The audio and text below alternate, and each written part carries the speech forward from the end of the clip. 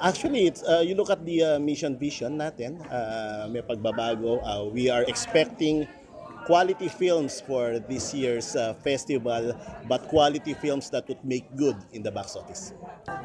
Of course, commercial factor is always desired, di ba? Pero this being a festival, may emphasis tayo. May mga criteria tayong sinet up, technical excellence, storytelling, yung Filipino sensibility, competitiveness, international competitiveness, kasama yon. Commercialization is a plus. Sa main awards kasi we inserted a new category, yung People's Choice. Siguro doon papasok. Kasi kung ano yung gusto ng, ang magboboto dyan, hindi yung Board of Jurors. Ang boboto dyan yung mga manonood, yung mga may ticket. How it is done in foreign film festivals. Kaya wala nang screening committee. We call it competition committee. Wala nang selection committee. We call it competition committee because we patterned our operations sa film festivals abroad. So, right now, makakita kayo ng mga forum, mga conventions, mga during the film festival. Hindi lang papalabas sa sine yan.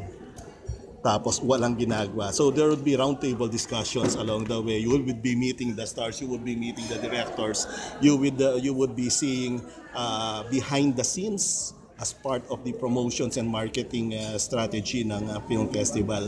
So it's a completely different film festival as what we have been accustomed to for several years. So siguro yun ang nararapat siguro sa mga ordinaryong manonood. Siguro sila pipili ng People's Choice. But tungkol doon sa best picture, best yung mga categories natin.